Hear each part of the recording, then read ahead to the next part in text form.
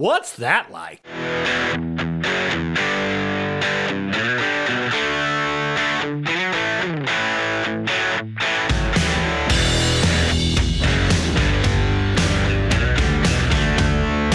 What's going on out there, people? Hey, it's another episode of the What's That Like podcast. I'm your host, John Knowles, here to talk to another fascinating guest and ask him what's that like to be Zach Wygal.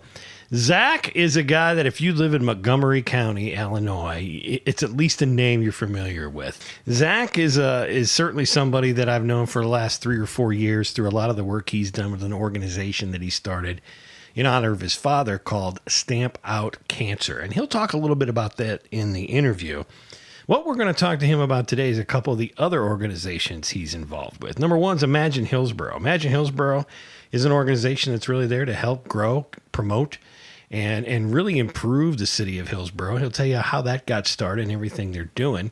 One of the things that he also does during the summers helps to promote what they call the Hillsboro Summer Concert Series. It's one of those things that's really become kind of a staple here in the central Illinois area for a lot of folks to attend. What they do is they bring in a lot of outside acts, a lot of acts that play original music. This is not something you're going to go see a lot of cover bands at, but it's something that continues to grow and grow and grow. And Zach's going to tell you all about that, including probably his cornerstone act of the year is, again, Steve Ewing from The Urge in St. Louis, a huge St. Louis band. Steve Ewing, the lead singer, and he's got another band coming in with Steve that I think you're going to want to hear all about as well. So we're going to talk a lot to Zach about all those things, plus a fundraiser they've got coming up called Music Buffs Unite, a trivia night to help raise some funds for the Hillsboro Concert Series. And then we're just going to get into some conversation. He's one of these guys that's got a lot going on. He actually asked my band Retro Rocket last year to play a parade on a float, and it was one of the most fun times he's ever had, and he'll talk a little bit about that as well. It was a riot. So before we get started with Zach, I want to thank everyone here in Mount Olive, where I live, specifically the Focus 5 group. This is the Friends of Community Unit School District number 5. Hosted a trivia night for them the other night. Had about 180 people in attendance. It was a lot of fun for me. I hope everybody who was in attendance had a lot of fun, and I know they raised a lot of money to help out the school district here in Mount Olive. It was a fun night. We did some music, some pop culture, a couple of other different categories that I've probably never done the trivia night before, but it was a lot of fun nonetheless. So I want to thank all you folks that came out there and maybe got to know that I had a podcast and gave me a like that night. So thank you all if you're listening today. I really appreciate that for helping me grow the audience. With that being said, anytime you can help spread the word on the What's That Like podcast, I am much appreciative. Like I've said before, I do this for fun. I do it for free. There's nothing that costs you anything to listen to it except maybe the data that you've got on your phone that you download. But if you do it over Wi-Fi, completely free. Download the episodes while you're at home on Wi-Fi. Listen to them later in the car. A lot of people listen to podcasts in the car while they're working out, while they're doing stuff around the house. Plenty of different mediums to do it. We're even on YouTube. So if you go to ATA Network on YouTube, that's youtube.com/ATA Network. That's Bobby Krug's YouTube network. And he helps me out on this podcast by promoting my show on his channel. So help him out a little bit. He's got some advertising over there. And maybe when you download it, he gets a nickel or something. But certainly want to thank Bob again for hosting the show on his network as well. So why don't I do this? I'll stop talking and get a guy in here that's doing everything he can to improve his hometown. And say, Zach Wygal, what's that like?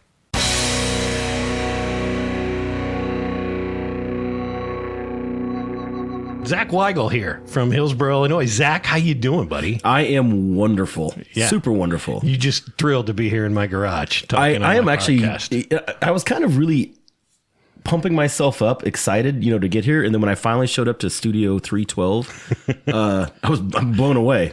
I'm actually even more pumped to be sitting here talking.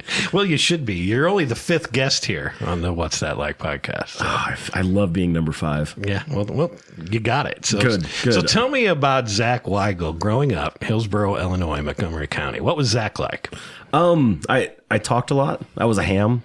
So go figure on that. Mm-hmm. But no, I mean, really, I was I was a pretty good student, all those things. I always wanted to actually be in radio and television. Really? Yes. That was actually my goal. I remember I had a picture of David Letterman above my bed. I don't know, but I moved around. Like I was in Hillsboro till 2nd grade. Then I moved to Nokomis for about 4 years and came back in 7th grade. And yeah, graduated from lovely Hillsboro High School. Go Toppers. Go Toppers. Yeah. Then you went to college where? I went to Southern Illinois University at Carbondale for radio and television. The weirdest thing is I was there and I was liking it for about a year or two. And then I really started diving deep into what radio and television all about. And I started to just despise it. First, it was television. And because we could be a part of the PBS station there. And they had the River Region Evening News, which actually goes all the way to Greenville, like the student-led, produced news station. And I remember my first knockdown with that was that I signed up for a job, and it was to be honestly, I forgot the name, but all I had to do was flip a switch to go into commercial. That was it. My job was just to move a switch. That means you're an associate producer. I think that's what it was. It was pretty esteemed position. But when it comes to like television, what I found out was, because we write like news copies like that, is a lot of the news is just depressing. I mean, it was ambulance chasing, and I didn't see. Maybe like at the end, they're like, okay, here's our positive story of the day, but the rest is just death and destruction. Correct, yeah. And I was like, I don't know if I really want to keep doing this. So then I was like, radio. Radio's fun. I've always liked radio. But then I read my dad got me for Christmas one year the Wolfman Jack biography called Have Mercy.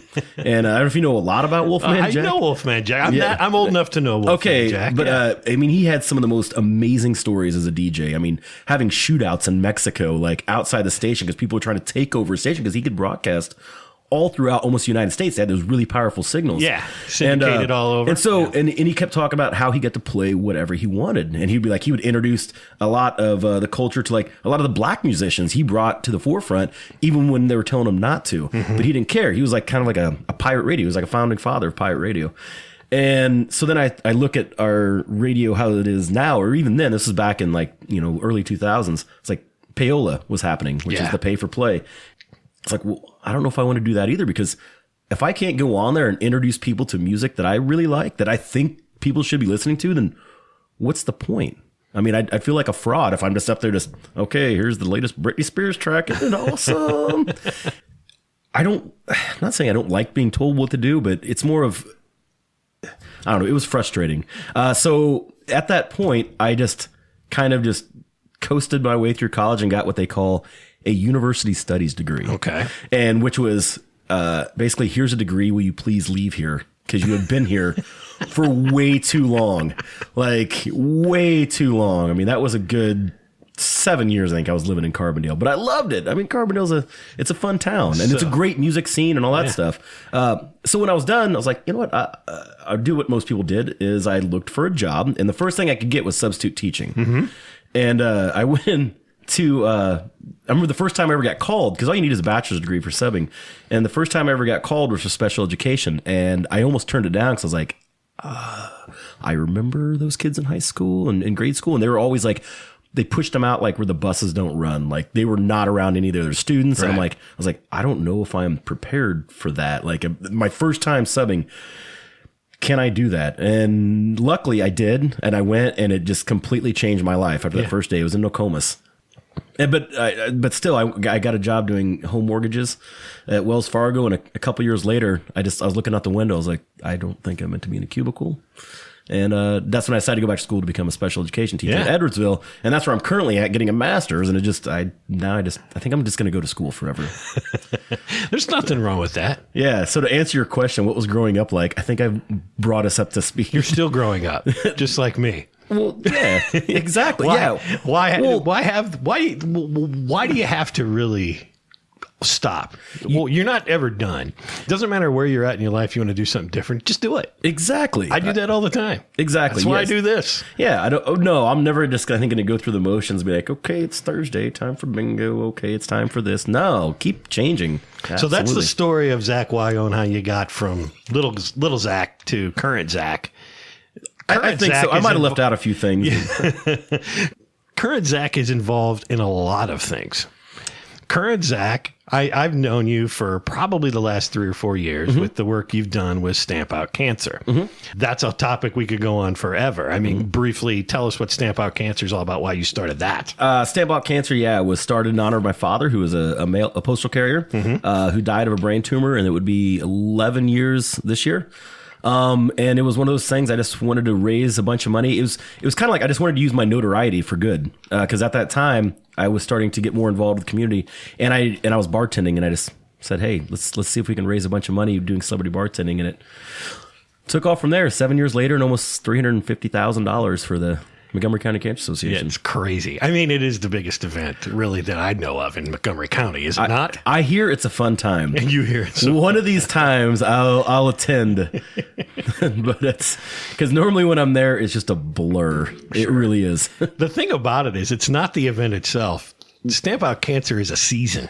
It is. Yeah, it's we actually have to tell our participants, hey, it starts like when tickets go on sale and it ends in, because we don't want to saturate the market too much to where people get sick of it, where it's like an all year thing. I mean, we most certainly could. No, we've just kind of put it in that we have a season. Yeah. And it's always fun. I've never personally gotten to go because your tickets sell out in like 12 seconds. I might know a guy that knows a guy. So just let me know sometime because I would love to have you in attendance, because I think you'd have an absolute blast with it. So really, we'll talk. We'll talk. Yes. All right. So you're involved in Stamp Out Cancer. You've raised over $350,000. You've taken some of that chutzpah, so to speak, that ability to promote, and you've started something else in Hillsboro. Yeah, we're talking Imagine Hillsboro here, but how it got started was we went to a meeting in Hillsboro where it was called Mapping Your Future, and it was put on by Western Illinois University. This lady named Giselle came down, just kind of gave a brief overview. Hey, this is what we do: is we help communities band together and figure out where you guys would like to be and try to make your town better. So from there, that night, we decided to form what they call a steering committee. And it was like myself and about 7 others. Leslie Pollard was on there as well, who unfortunately couldn't be here today. But from there, we had like the next 6 months to work on who we want to be in this focus group. We were going to have a focus group where it's like 4 or 5 3-hour sessions. And we're writing down the positives and negatives about our town on all that. So anyway, we get together and we figure out, okay, we're going to start sending out invites to prominent people in the community. But we wanted everybody from all walks of life, not just what they call the STP, the same 10 people. Yeah. Yeah. We were not very familiar with that, that group. I wasn't familiar with the acronym, but I know exactly what you're talking about. But it's true, because we would find ourselves, a lot of us that were on the steering committee were the ones that would show up to a lot of things in the community, or normally volunteering, a lot of our time. We're like, and it gets kind of old. We're like, how can we get more people involved? So that's when we started sending out all these, letters in the mail and things like that. And like, okay, will you show up to this focus group? And it's led by this Mapping Your Future, and from Western Illinois. And so the very first session, and it was at what they call the Cloud Room at Hillsboro Hospital, we had about 60 or 70 people show up. I mean, it was a good packed house, and that's when we had these really big Post-it type notes on the wall, and they brought down their own people, and people just started shouting out things. Hey, this is what our assets are in town, and this is what we'd like to have in town. And then from there, we're like, okay, so and we had to come up with a name, and the name we came up with beforehand, it was just honestly sitting around a table, and it just kind of got thrown out there just because we're thinking of positivity type things, and then the Beatles song kind of came in, and there you go. We got Imagine Hillsboro out of it. Yeah, we had what they call a town hall meeting to introduce ourselves to the public. We had 100 plus people, probably about 150 people show up to the Moose. And that was 2 years ago. Honestly, Imagine Hillsboro was one of the coolest things. I mean, starting Stamp Out was fun. And I mean, I love it. And to this day, it's my baby.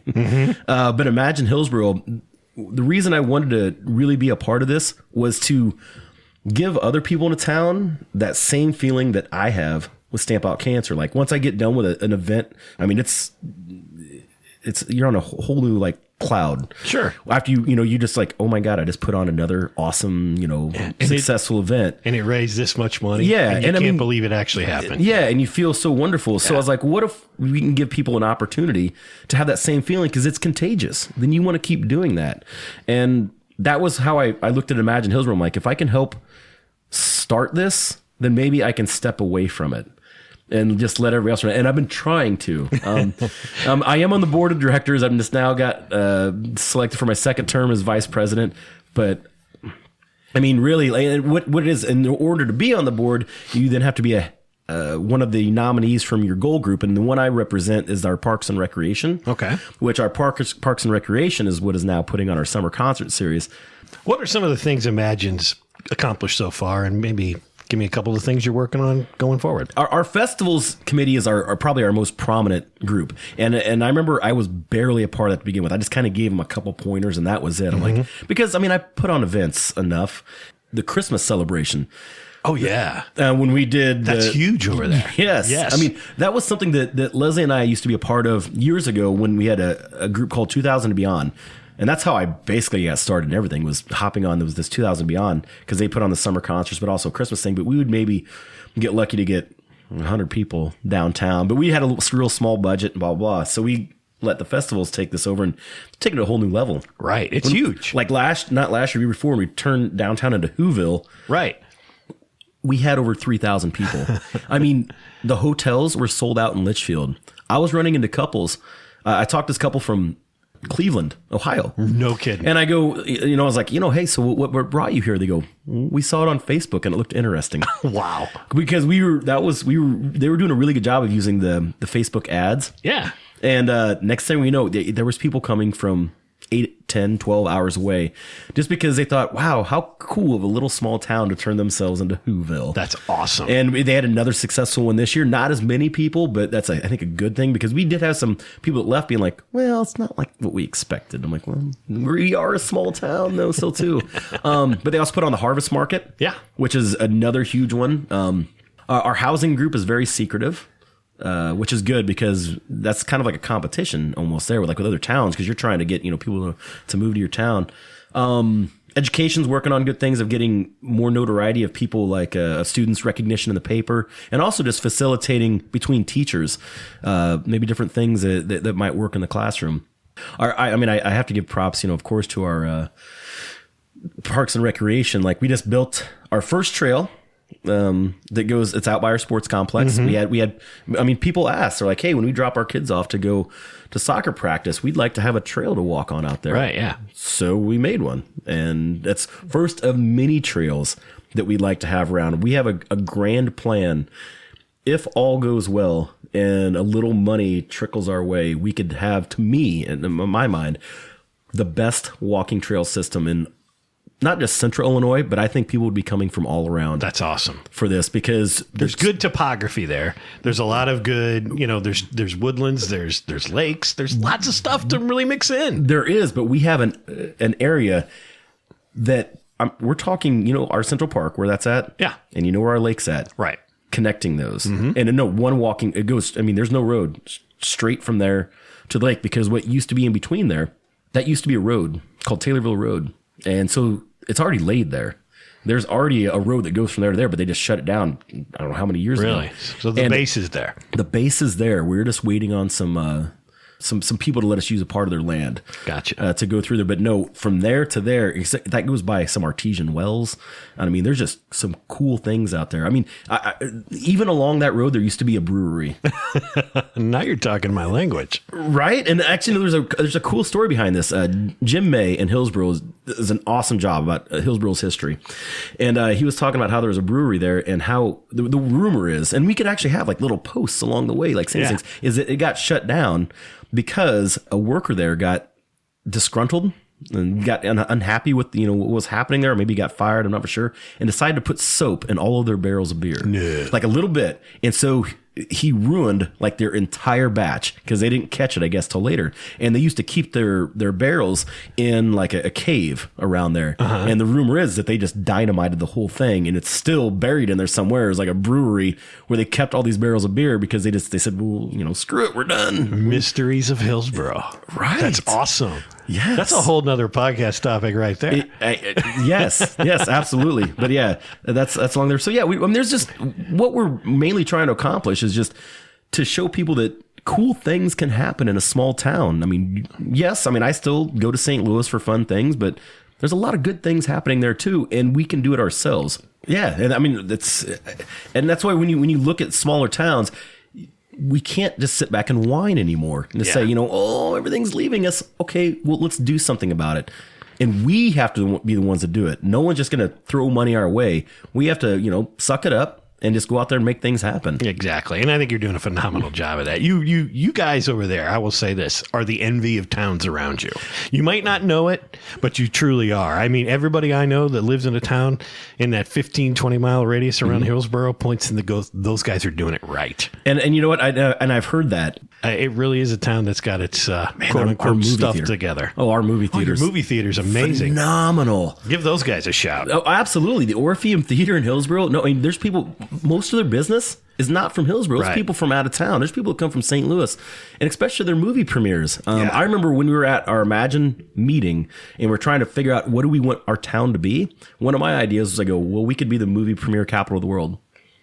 Like we could, revolve our entire town. Our niche could be that theater, and we could have, we could talk maybe certain theaters to be like, or certain movies. Hey, why don't you try doing this in a small town? Put on a premiere here, and people would come all around, every couple weeks just to see what type of production is going to happen outside that theater. Have little shops selling little trinkets, with movie memorabilia, and I don't know, just name drop the owners. The Eisentrauts. Yeah. I mean, really, and we had actually Carrie is one of our participants on Stamp Out Cancer one year. Yeah. Just a really good family. Yeah. And just, I mean, the things they're wanting to do, how they give back to our town is wonderful too. So you got an in with them. You can get those folks on my podcast. I could. I think I could. I think I can get them on. And yeah, absolutely. Hey, just let me know. Yeah, we'll make sure we make that because they're on my list too. Good. Because that is such a neat thing that they've got going on over there. Yeah. The Star Wars premiere they had where they had the X-wing and the TIE Fighter. That was awesome. Yeah. It was awesome. Yeah. It really was. Did you see when they did Batman a couple years ago? No. Okay, so the final Batman with Bane. Yeah. They had the street blocked off. And they brought in, they set the whole entire place up as an asylum inside. And really? That's why you still see, like, it looks like a town inside there because they made it up as like Gotham. But inside there was like an asylum, and they were bringing in like characters one by one, Joker. And one of the people driving the truck of the asylum was Matt Hughes. Was actually acting like he was one of the guards.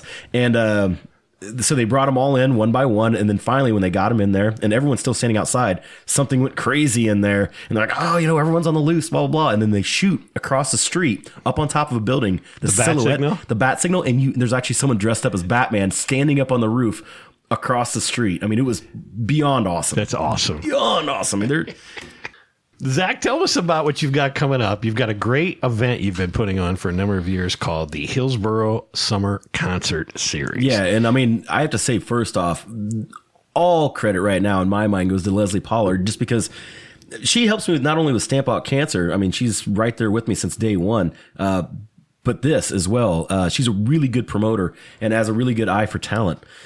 How this started was 2000 Beyond used to put on a second Sunday concert series up in the square in Hillsboro.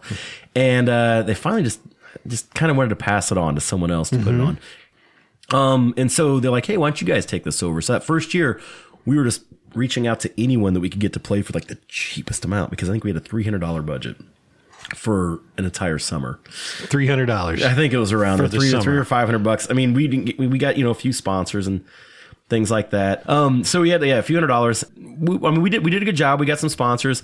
So then the next year, like, okay, we figured our bread and butter was we have to get more sponsors, and then we can beef up, who we bring in. And the turning point was for us actually that next year is we brought in, they're called the Ramblin' Blues Band. They played the first ever Stamp Out Cancer, but it's a girl from Hillsboro named Keely Zaruzin is in that band, and everybody wanted to see her. So once we realized how big this show was going to be, we coincided it with the car show that takes place there, because we had to close down Main Street on how many people we expected to be there.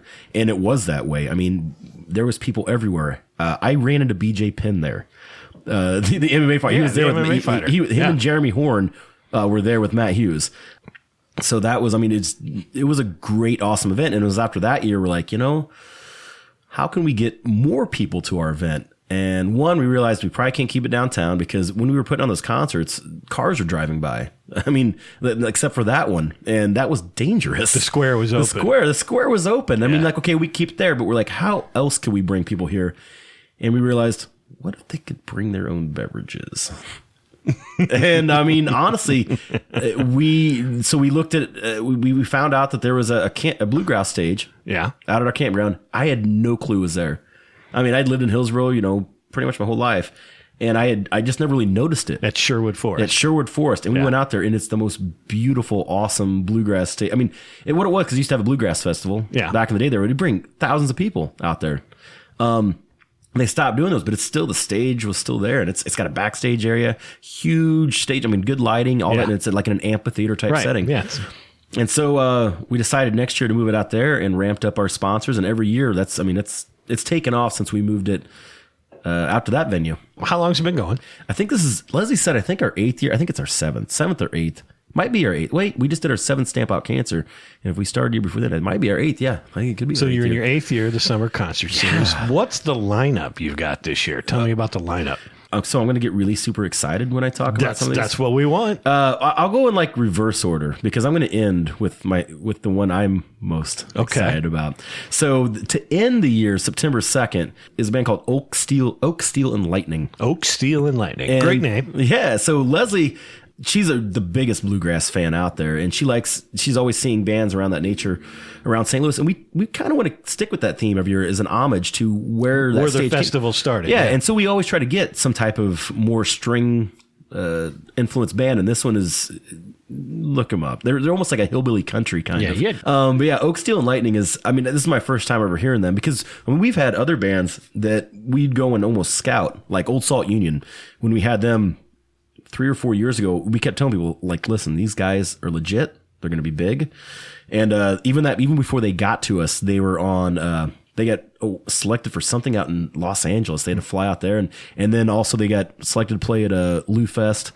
No, they are beyond. But I'm saying with Old Salt Union, they just got their first record contract. Great. August 5th is the Young Eyes. And they're from Hillsboro, actually. We stumbled across them. They've been playing St. Louis and stuff for a while. They actually just came out with their first album yesterday. They played a show uptown and dropped their first 9-song EP.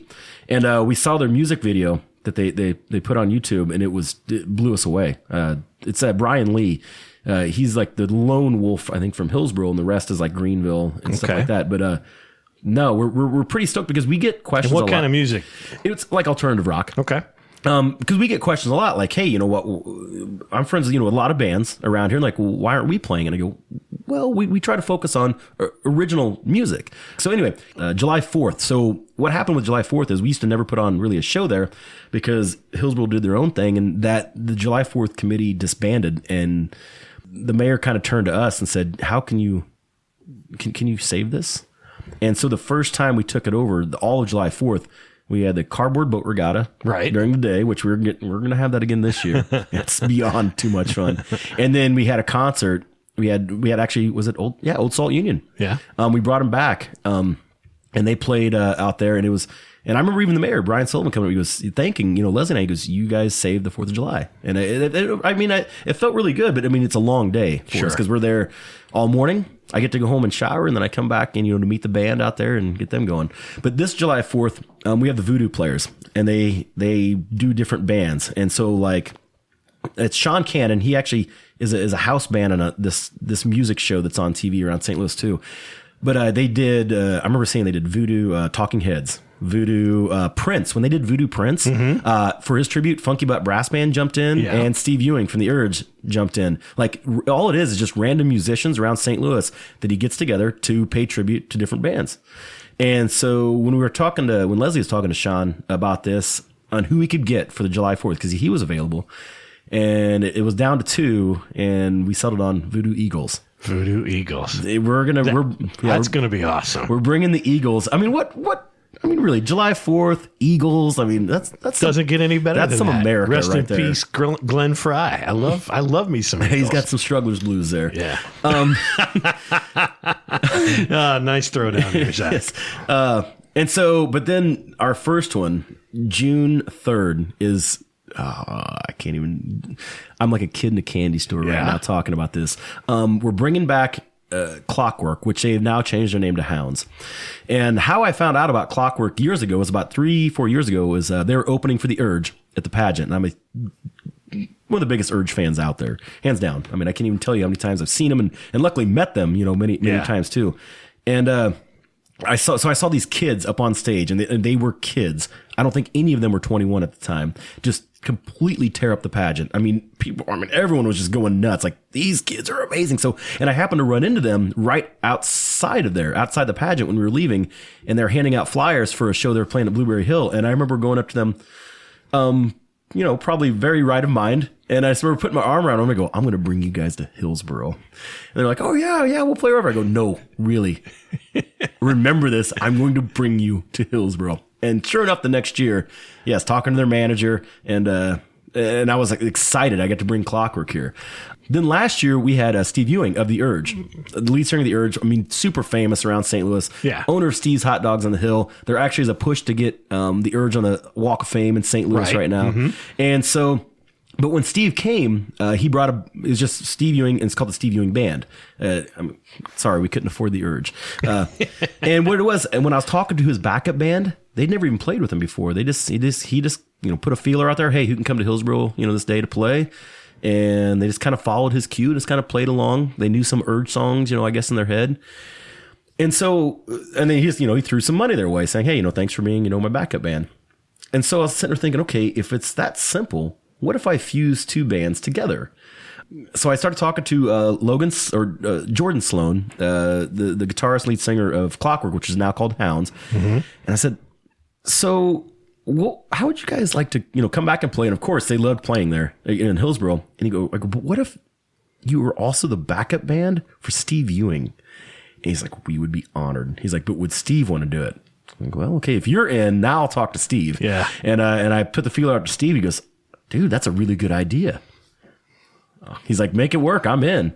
And so going back and forth, and the thing is, they didn't want to just like that day to show up. No, I've already sent them the song list and they're practicing it. Really? Yeah. Oh yeah. They're practicing Urge songs right now. And I mean, I'm not going to say too much, but they're wanting to bring some special guests.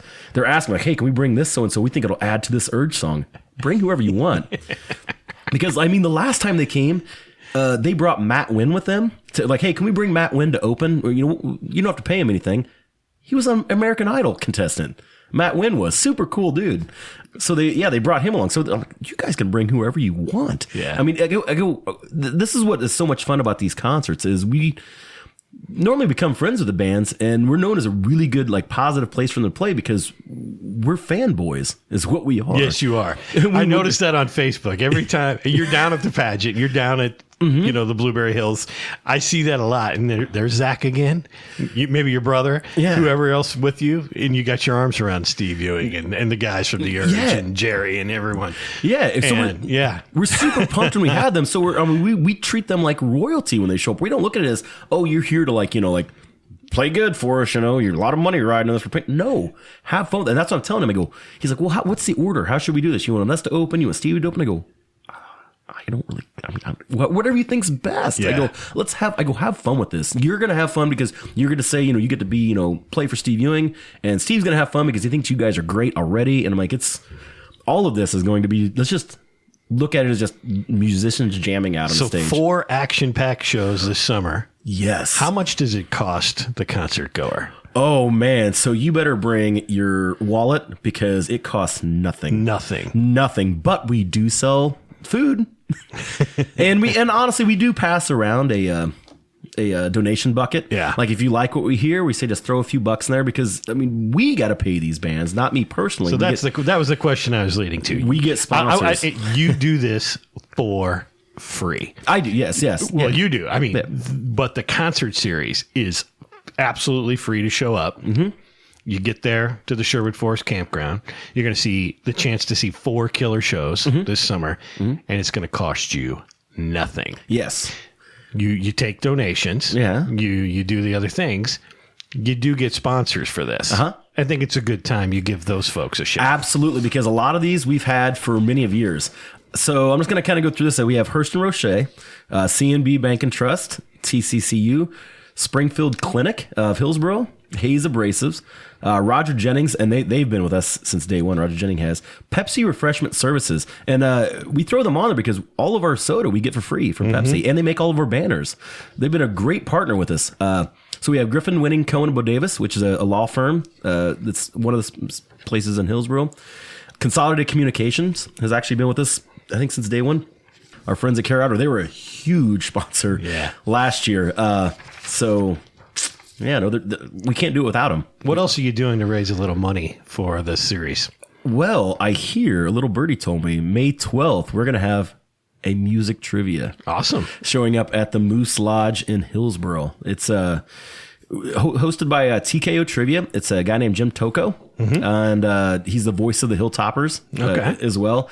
And we had him do a pop culture trivia for us back in December, the day tickets went on sale for Stamp Out, and that sold out, and everyone had a blast.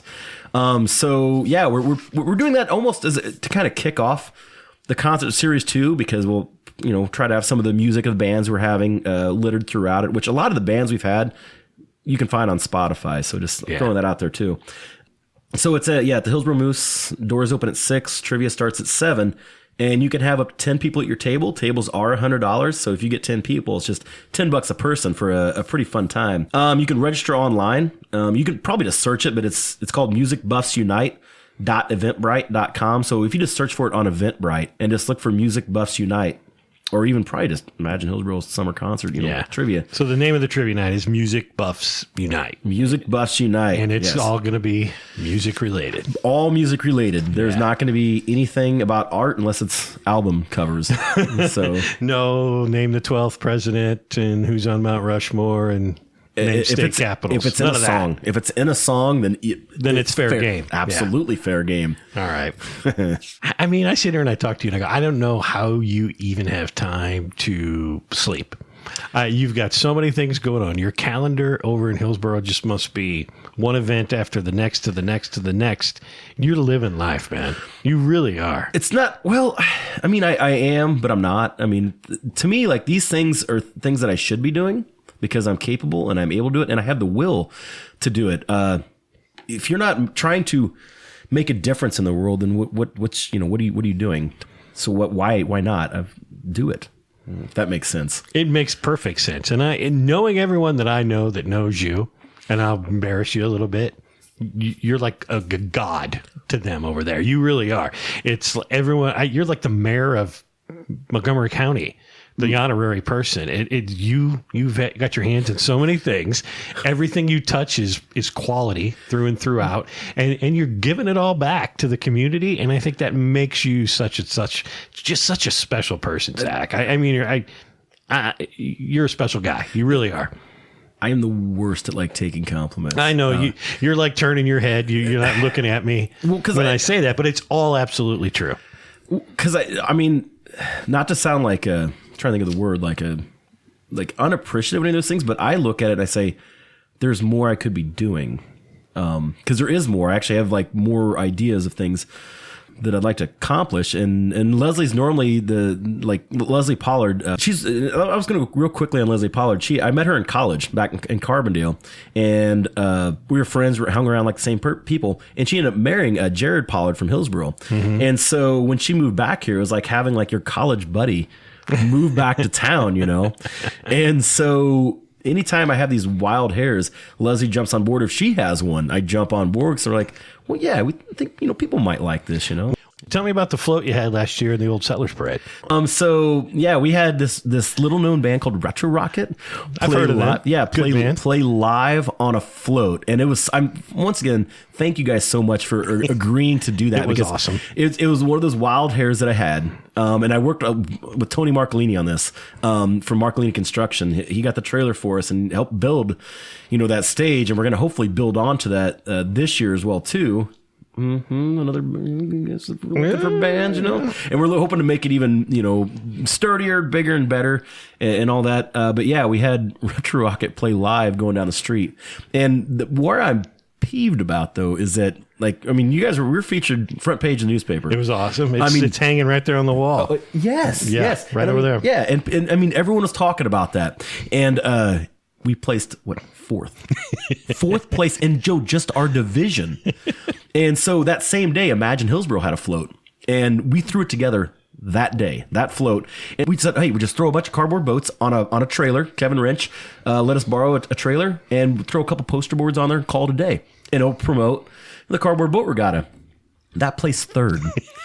That placed above a rolling concert coming down the road that just grabbed everyone's attention. I mean, all we saw was people with their cell phones out. It was awesome. Yeah, I mean, it was like, it was rock star central. People were just walking around. I mean, they were jumping in front of them. We were having to like stop because people were jumping in front trying to take video. Yeah, you were walking. You were handing out things. We're on the float. And literally, I never had that much fun in that quick a time. Saw so many faces. I mean, people could hear us coming from a quarter mile away. Yes. We were louder than anything marching band, I think. And we weren't really that loud. We just had a small PA on it. But yeah, you'd look out there and old, young, male, female, whatever demographic, they were all dancing and enjoying it. It was a lot of fun. Yeah. I'm like, so I remember when I was talking because me and Tony were joking the whole time. I go, we're not going to win anything. Like, this float's not going to win. I go, I'm going to tell you right now. And he even tell you, I called that. So he's like, what are we going to do next year? I go, we're going to bust our butts. And I go, and we are going to get third. we are going to work our way up to third place, whether they like it or not. I couldn't stop smiling. I mean, the whole entire time, like, this is so cool. It was awesome. So cool. You lit that. That was awesome. See, this is again the magic of Zach. It's you took this harebrained idea and turned it into something that, if you asked anyone about that parade last year, name one thing you remembered. That would have to be at the top of the list. Tootsie Rolls, perhaps just Tootsie Rolls, maybe. Maybe. And Retro Rocket jamming out, going down the road for the whole town to see. It was awesome. A floating concert. It was awesome. One of the things I like to do on the podcast is we talked about the topics you wanted to talk about, or that I wanted you to talk about. Let's be clear. I asked you to come over here.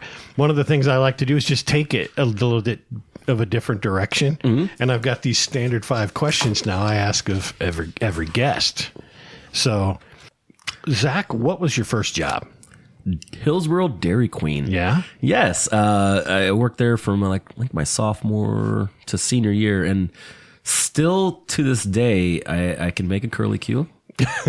They make you practice that. They put a bucket below you. Yeah. And because you have to get the weights right on the cones. And so you're just trying to make like the 3 ounce, a 5 ounce, like 7 ounce, and you put it on the thing, and if it wasn't right, and you dump it in the bucket. I mean, I filled up that thing, and it was also practicing the curly Q. Yeah. What CD do you have in your car right now? I don't think I have. I have a lot of CDs there, but I listen to Spotify. Spotify. I mean, I'm a huge proponent, and I'm actually digging more and more into it. Just making the playlists and things like that. But like the most previous, actually, I share some of these playlists. Like the last one I made was all bands that we've had for Summer Concert Series. Oh, that's cool. I took a couple tracks from each band, and I ended up getting there's like 70 songs on there. And I'm like, this is something I can just keep adding to. And that's something you can share? Yeah, I can share it with you. I'll tell you what, that's something I want the link, and we'll put it out for the pod. Perfect. When we got the links, and everybody can get a taste of what it's really all about. Exactly, yeah. What's the most embarrassing app you have on your cell phone?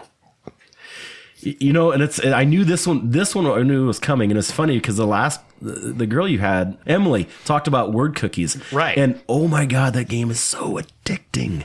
Did you have it before that? I did, but what happened was I dropped my phone and broke it the other day. So like I almost had the game beat.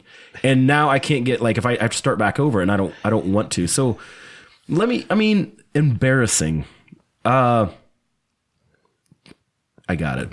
Pokemon Go. Pokemon Go. Did you play that a lot? That seemed like it dropped like a nuclear bomb last summer. It did. And then went away that fast. It did. And I played it. It's not really playing it because I like to go on walks around town and like out and everywhere during the summer.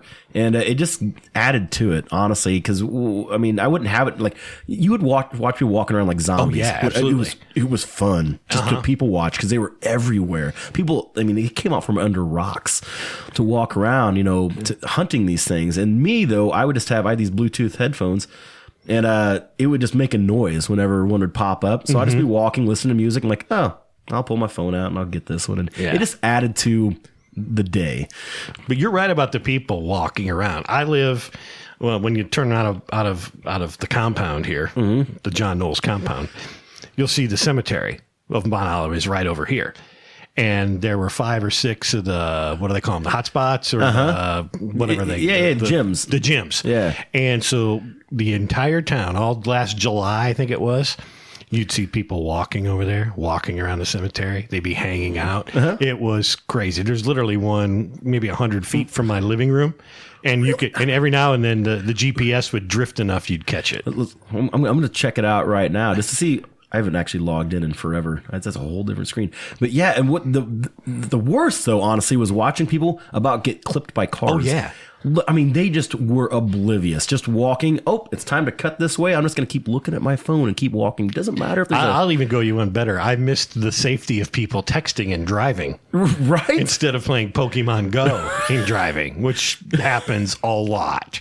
Yeah, it really did. You do have some spots around here. Yeah, I wasn't lying. I know a lot of Pokemon. It's there's just one right down the street. That's right. Maybe you and I can go visit it later. When you were growing up, what was the favorite Christmas gift you ever got? Oh, hands down, the G.I. Joe aircraft carrier.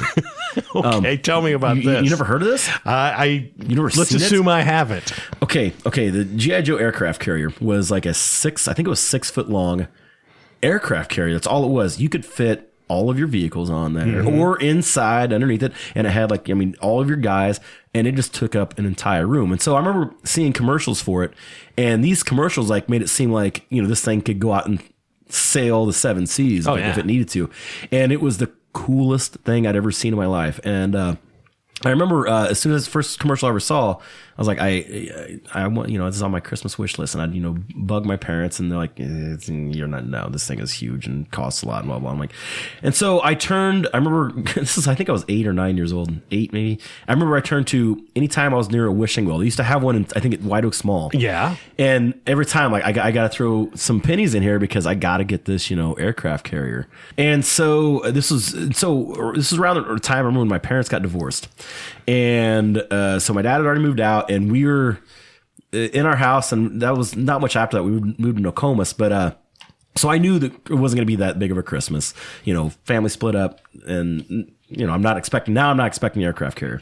And we had, I had a couple gifts, and I was like, okay, thank you, this is great. And then they said, hey, there's one more, behind the couch. And then as soon as that box got rolled out, I lost it. I flipped because it was wrapped, but I knew, there's only one thing this size that could be in there. And I remember unwrapping it, and I just, wow. And and I remember my brothers helped me to set it up in the basement. And it came with a booklet. It was the size of a notebook, just of stickers. Yeah. It had so many stickers just to put, and that was their favorite part, was it was almost like putting together Legos. This thing was so huge. That's awesome. And what I wish though is that I held on to it, because if you actually have a fully completed aircraft carrier, it goes for tens of thousands of dollars. No kidding. On eBay right now. Oh, it's one of the most sought after things, because I lost pieces to it left and right. As I'm going through moving to different places. This thing was I'm serious. This box would take up half that wall there. It was huge. Anyone listening, if you've got a G.I. Joe aircraft carrier or pieces of such, contact us here at the What's That Like podcast, and we'll hook you up with Zach. He needs this stuff to complete his childhood. I know. The thing is, we actually, I got rid of part of ours the other day. It was in my mom's basement, and all it was left was just fragments of it, and I just pitched it all. I'm like, I'm not going to try to salvage it for pieces on, hawking them on eBay just to see who needs a cannon, on the left pod of this. No. You talk about that box coming out from behind the couch. It reminds me of when I was a kid. I don't remember what Christmas it was, but I was probably, I want to say 9 or 10, somewhere in there. And all I wanted was one of those Tyco electric race car tracks, slot car tracks. Yeah. And I asked, and I went to Santa, and I wanted one of those so bad. And then on Christmas Eve, this box shows up under the tree, and it's proportionally sized to what I wanted. And Christmas morning comes around, and I rip that sucker open, and it was a frickin' toss-across with the bean bags where you'd play tic-tac-toe. I hated that damn thing. I hated it. That's the worst Christmas gift ever. Thanks, Mom. Or are we talking like with the triggers and everything? No, the triggers for the race car. Oh, yeah. Okay. Slot car stuff. And so I remember telling that story to my wife. It's got to be a decade ago. And then one Christmas, it showed up here. I was probably 35. But do you still have it? Yeah, it's up. Do you still play with it? Yeah, my son and I got it out every now and then. Does it have like loops and everything on this one? This one has no loops. This one was pretty simple. Okay. But yeah. See, I could picture you being like I wonder if you can do this with slot cars. Remember like when people would turn their entire like area into a big train like thing. Train set. Like train set. Can you do this with slot cars? Absolutely. Like, keep adding on tracks and more tracks. That was the thing when I was a kid. You'd get the Tyco set. I eventually did get one when I was a kid. But with it, you'd get the little brochure of all the other attachments that you could get, and you'd flip it open. And one of the ones I wanted more than anything was the crossing. Oh yeah, where you could take the Tyco train, and it had a crossing built into it for the slot cars. Oh, wow. So you could have both of them hooked together. Oh my God, the accidents you could have created and recreated there. That would have been awesome. So hey, you only live once. Tell me that you're thinking about. I haven't thought about it, but now I am. I mean, you got to set this up. Will you join me on this journey? Absolutely. Yeah, absolutely. I mean, I would follow you to the depths of the bottom of Mount Olive to make this dream of yours happen. And it's not, well, okay, it's more for selfish reasons. It's not to see your enjoyment come out of it. I just want to see those wreck. Yeah. Mainly, I just want to see the train and the slot meet each other. I mean, I'm sure I could watch a YouTube video, but being in person, yeah. It would have been awesome. And your whole childhood being coming, that's great too. Yeah. Last question for you. What TV show would Zach Wygal be a character on? Oh, yeah. So this here's another hour. So I can't. So my correlation, like how I correlate with Ted Mosby on How I Met Your Mother, no, because that would just be replacing his character. Yes. Okay. So if I was to be on one, I would honestly, I could see Cheers. See, that would be my answer. Yeah, Cheers. Just because, not only because I was a bartender at one time, but just the whole talking with people in town and get them, because in my mind, and that's where I think some even politicians fall short, is you really get the feel for a town when you're up at the corner bar sometimes just talking with some of the locals there and them just getting the weight of the world off their chest or some of the problems they're having in a town. You find out there. Mm-hmm. I mean, you really do. You can get the pulse, I think, of your town. And I was fortunate enough to work at 2 different places in town that was frequented by all ranges of people. And I felt like I really got to know what my town was about by doing that. And that's Cheers. I mean, you can just learn all about Boston. I love Cheers. I've always said that's mine.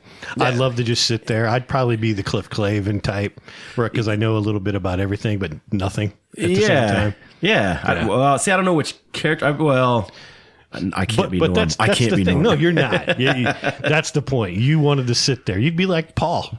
Yeah, just the guy that they bring into the adventure every now and then. Yeah, and I mean, it's just like now. I mean, I just like sitting around with my friends, with a cold one and just talking about life, and that's what they did there. Yeah, and it's one of the greatest shows ever, hands down. I find myself watching that now, and just the little one-liners that pop up are just part of my everyday lexicon that doesn't make sense to anyone that's not a Cheers fan. I can't think of one off the top of my head, but it's things like the Norm stuff. He was just great. He'd be like, women, can't live with them. Pass the beer nuts. Yeah. Did you have fun? Absolutely. No, it's like first time doing a podcast. I am looking forward, this is great. Honestly, it's great because you get a really good knack for it. And I like that 5 questions thing. And I like, this is what I'm finding fascinating about this the most right now is that I've talked to you before, but I've never probably sat back and talked to you for 10 minutes straight. No. And we don't know each other that well. No. But we just sat here and just talked. Yeah. I mean, I think it's because when you put headphones on and a microphone in front of you, there's just something about it to where you can really just start opening up and just start talking to people. And maybe that's what's fascinating to me about doing a podcast is that you can just sit back and have a conversation. I can't even with my best friends. I don't think I could have sat back without a microphone and just sit there and just talked for an hour, something straight. I'm digging all of this. Already, I'm like, when's Stamp Out going to be here? I'll gladly come back and do this again. Well, we don't have to wait till Stamp Out Cancer. Consider it an open invitation to come by anytime. Thanks a lot for coming, man. Really appreciate it.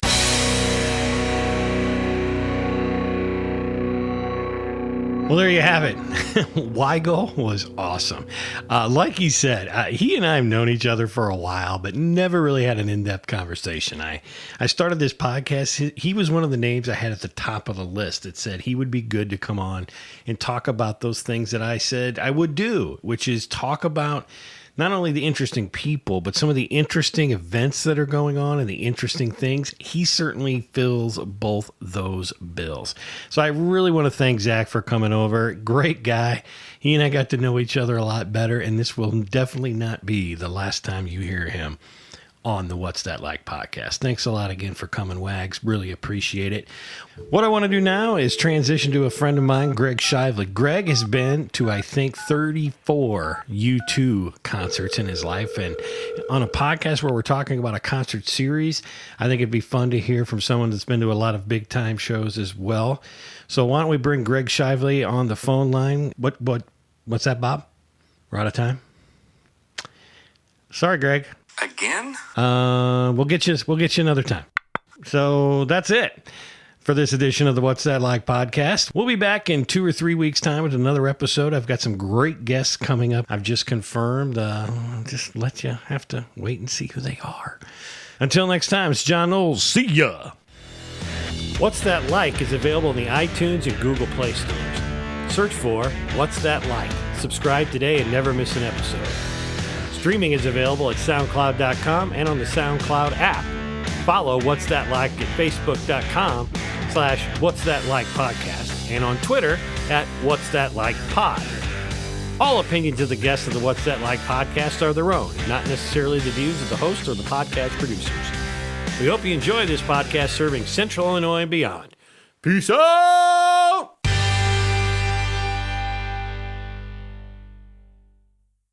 Yes. The scene my friend and I at work always talk about was where Norm and Cliff go off and they come back the next day and they each don't know what happened. Mm-hmm. They had an all-nighter and they come back, well, what did we do last night? He goes, I don't know. And they start emptying their pockets. And they're like, okay, hungry heifer. All right, pizza. All right, guess we took a trip on the train. And then it's like Wygal's tattoo parlor, and they start going like this, they feel in each other's arms, and then they find out they got a tattoo on each other's ass. You remember that one? Yes, I do, actually. And then they go in the bathroom and look, and Norm has, God bless the USPS, and Cliff's is I Heart Vera. Yeah, and then Cliff goes, you want me to come over and show Vera? Yeah. I mean, that's just hilarious to me. That just kills me. No, that reminds me of I just got back from Vegas a couple weeks ago, so that could have easily happened there. Absolutely.